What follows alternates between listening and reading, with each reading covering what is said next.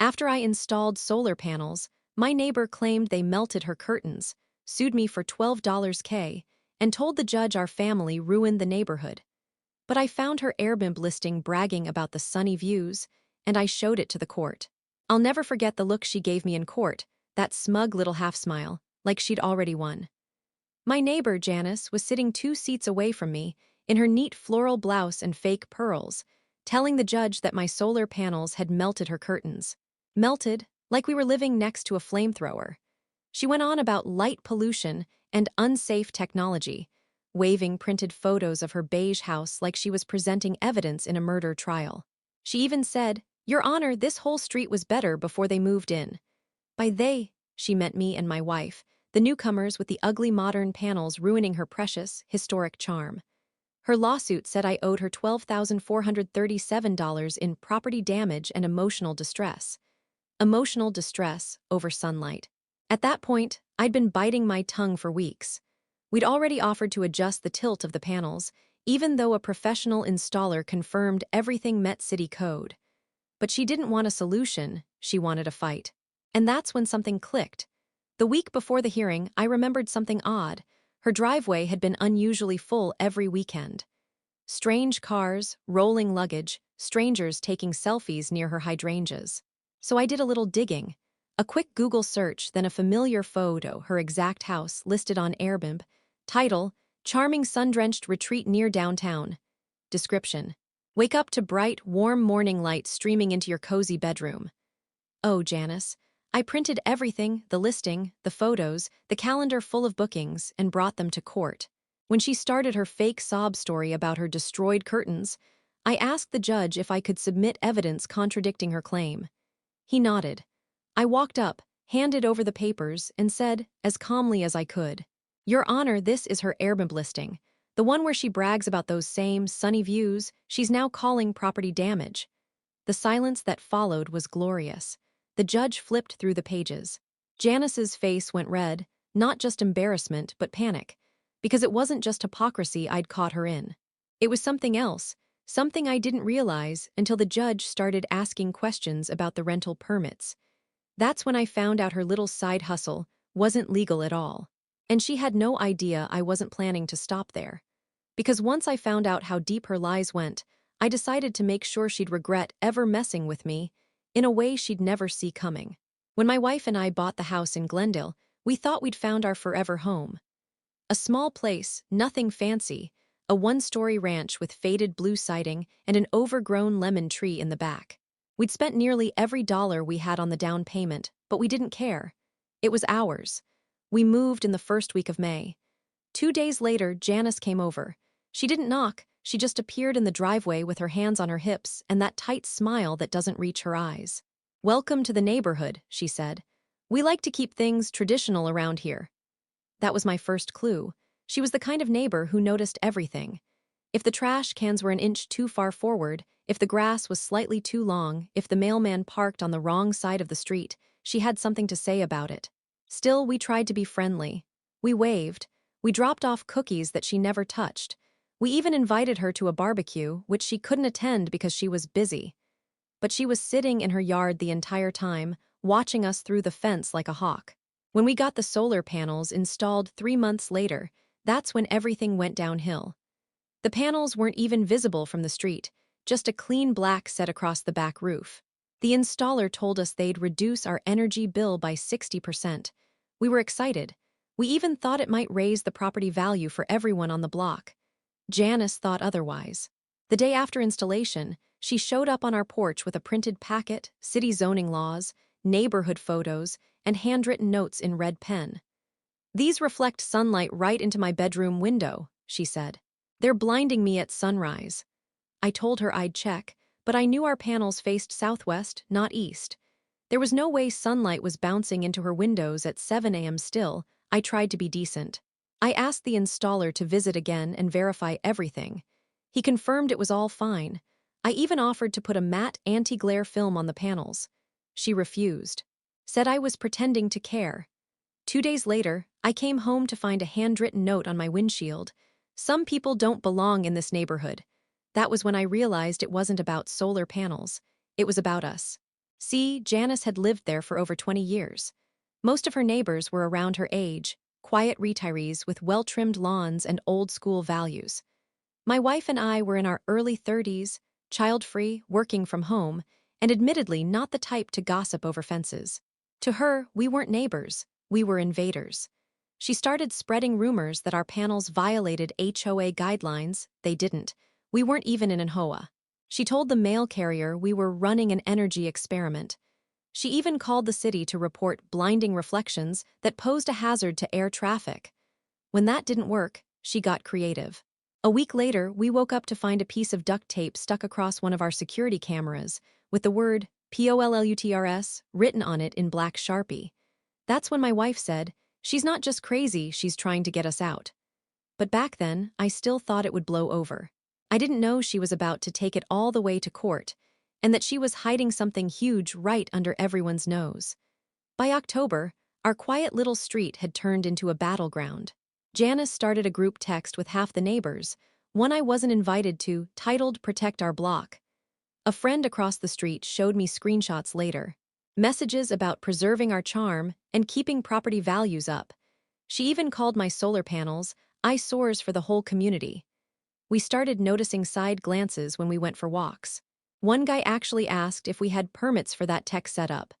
It was clear she was poisoning the well. Then came the city complaints. 3 separate anonymous reports were filed against us: noise disturbance, property code violation, and illegal structure modification. Each time the inspector came out, took one look and rolled his eyes. Everything was perfectly legal, but it was exhausting. Every knock on the door made my stomach drop. My wife stopped gardening because she said she could feel Janice watching from her window.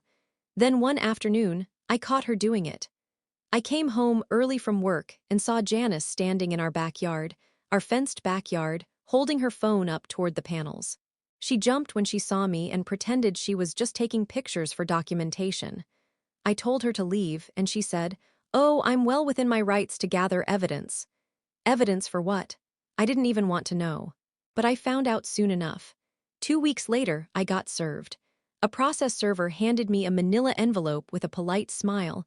Notice of small claims action. Janice was suing us for $12,437.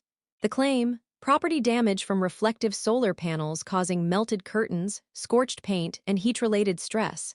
Heat-related stress. I couldn't decide whether to laugh or throw up. But she wasn't joking. She had actual photos, dark, blurry pictures of what looked like wrinkled fabric and sunspots on her windowsill. She claimed the panels created a mirror-like reflection that amplified light energy. I didn't even know how to respond to something that absurd. We hired a lawyer friend just to help draft a response, and he said, "Don't worry, this won't hold up, but document everything.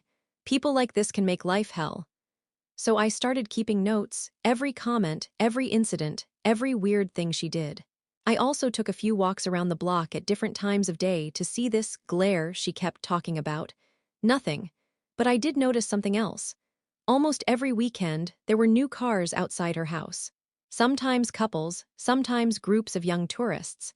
They'd unload suitcases, pose for photos on her porch, and disappear inside.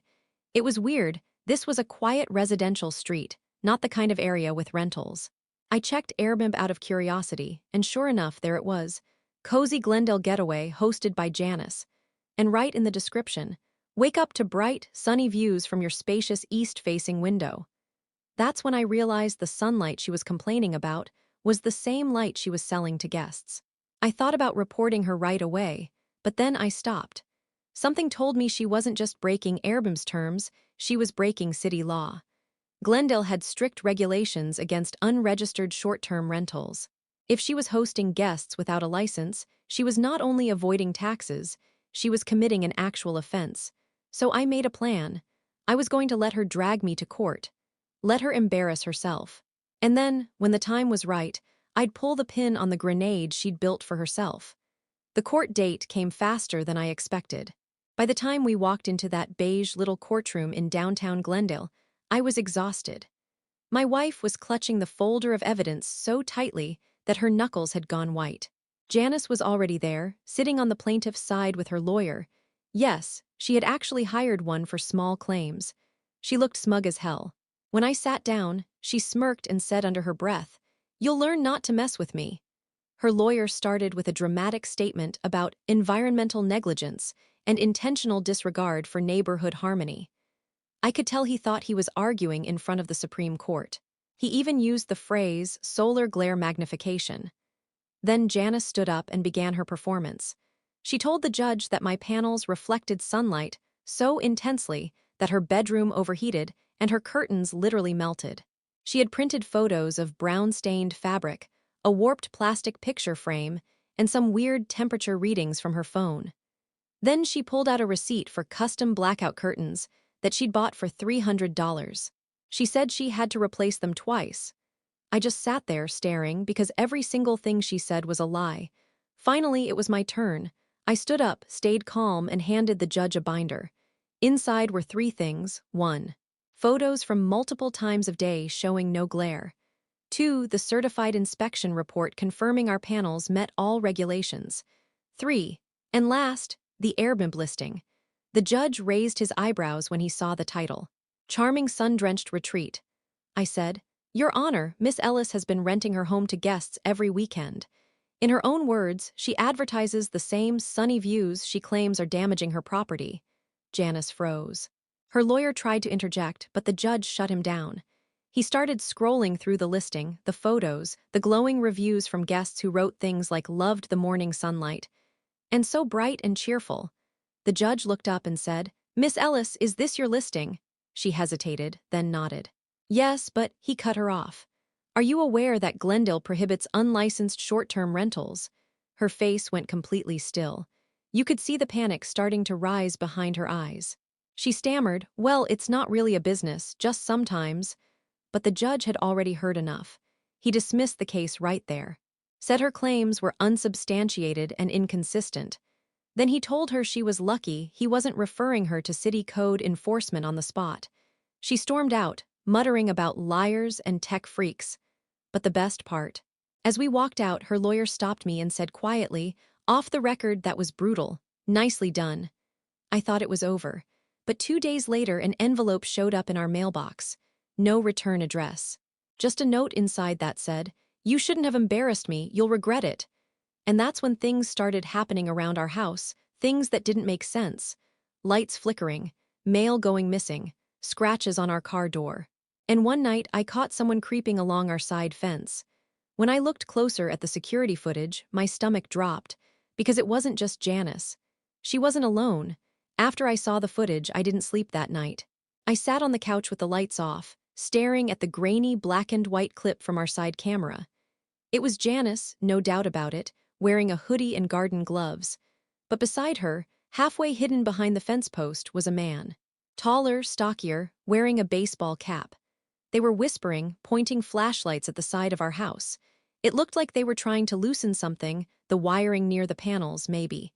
Then they noticed the camera and ducked out of view. That was the moment I realized this wasn't just petty neighbor drama anymore. It was sabotage. I called the non-emergency police line and filed a report, but the officer was polite in that, "This probably won't go anywhere, way. We'll document it," he said, "but unless we catch them in the act, there's not much we can do." So I decided to do what Janice would never expect, fight back quietly. For the next week, I became obsessed. I dug through city records, property databases, and every public file I could access. If she was running an illegal Airbnb, there had to be a paper trail. I found it in an online permit archive. Janice's property was zoned strictly residential. No commercial activity allowed. No short-term leases. Then I checked her Airbnb listing again. She'd updated it, changed the description slightly, probably after the court case. But I noticed something. She'd added new photos. One of them showed a small, locked room with a mini fridge and a washer. At first, I thought it was just a laundry room. Then I zoomed in. There was a city inspection notice taped to the wall, dated from 2 years ago. The notice was marked "Not Approved." The reason? Unpermitted structural alteration.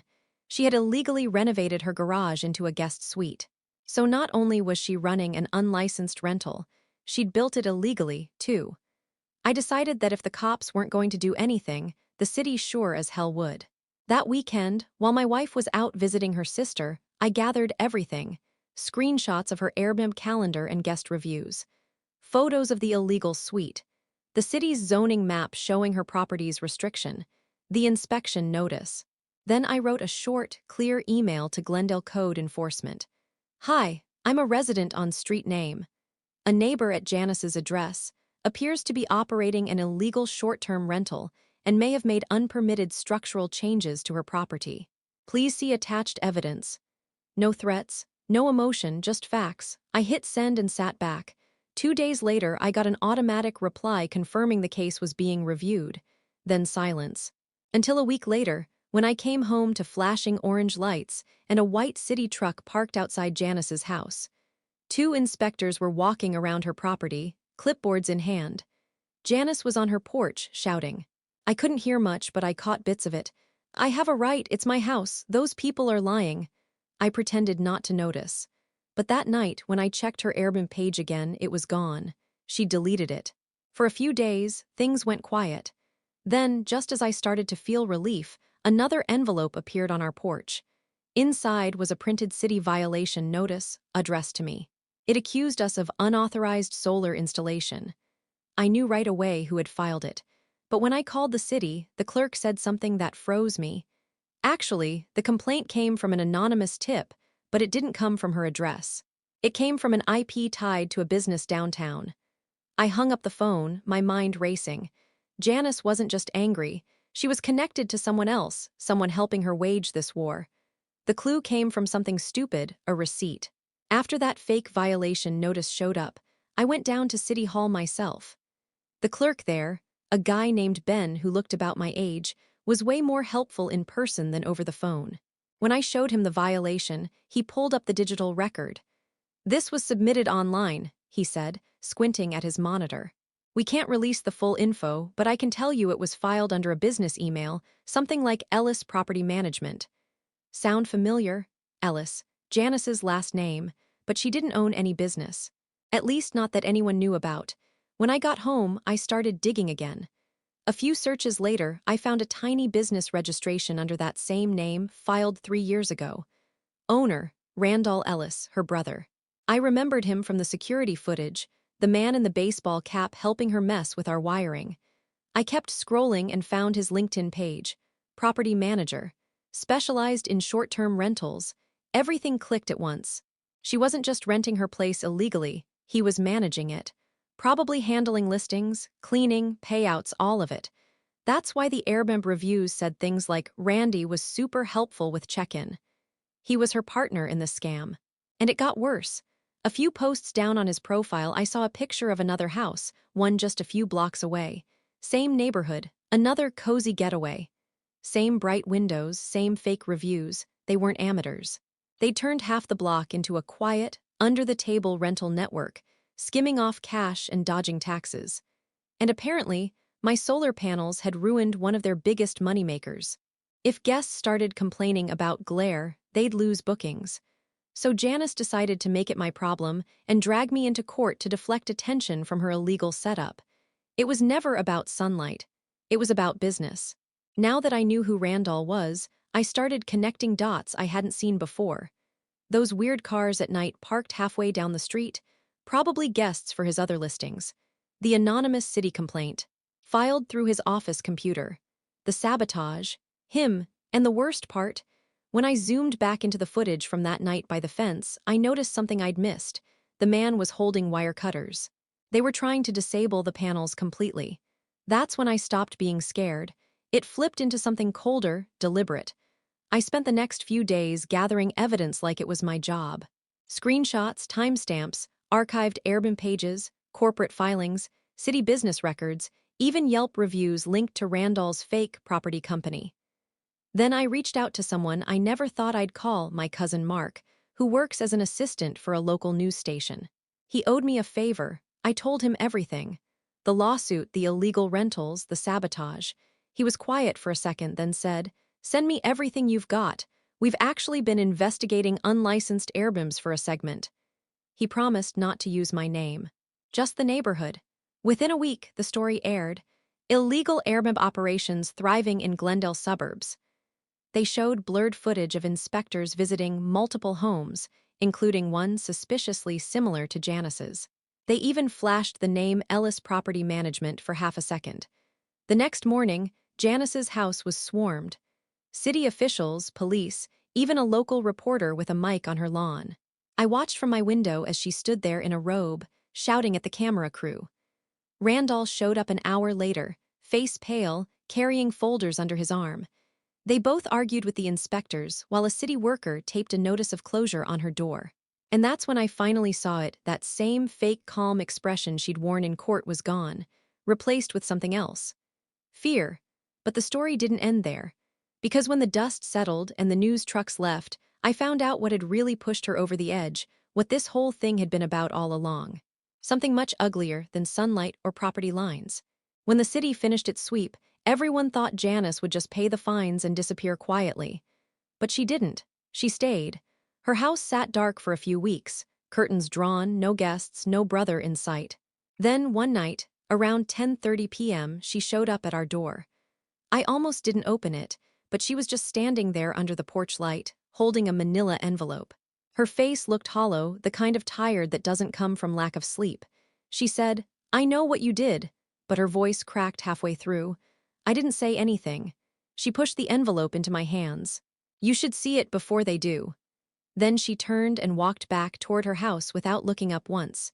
Inside were photocopies of letters, old ones, from a bank, a property firm, and something labeled Notice of Default. They were all addressed to her late husband, Michael Ellis. The dates went back 6 years. Turns out, their house had been on the verge of foreclosure for years before he died.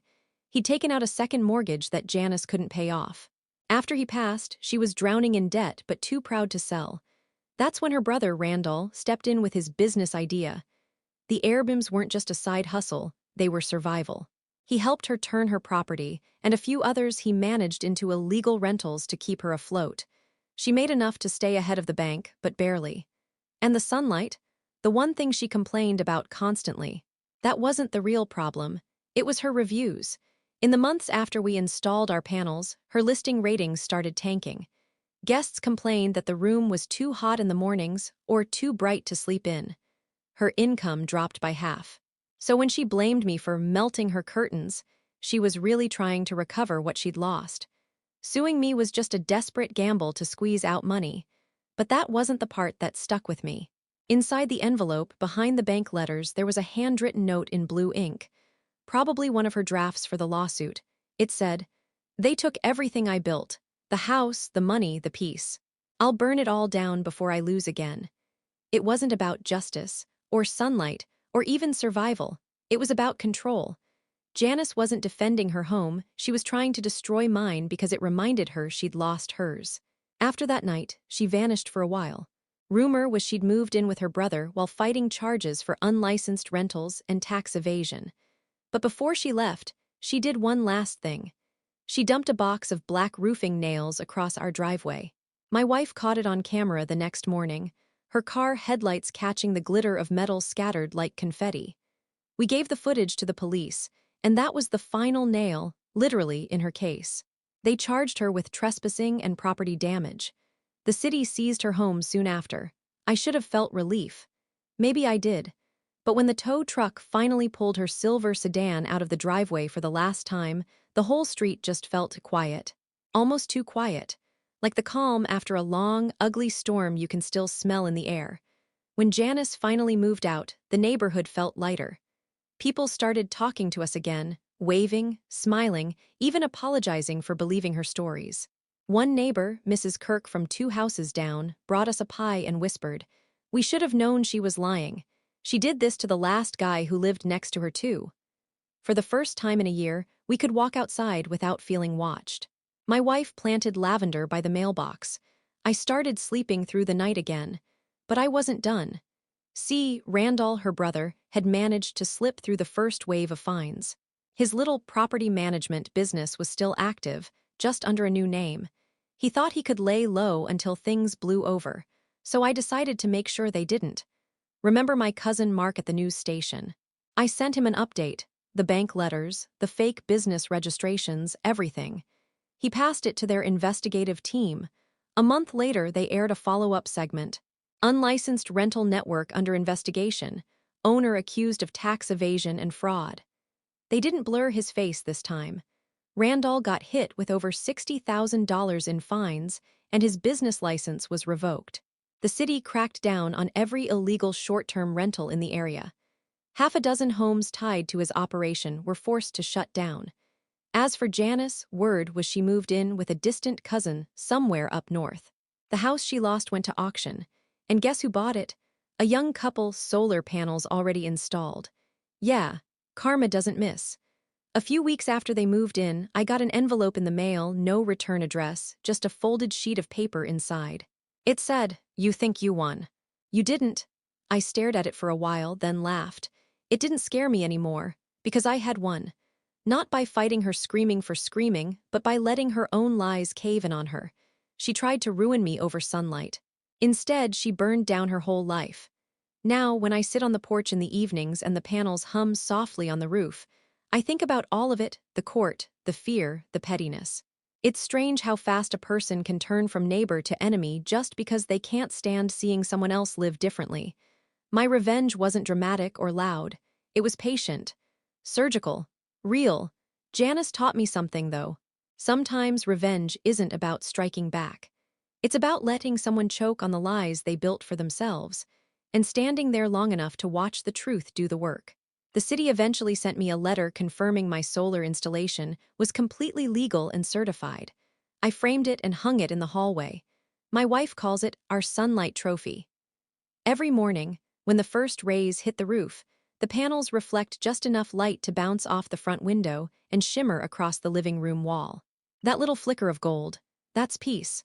Hard-earned, quiet, and bright, exactly how it should be.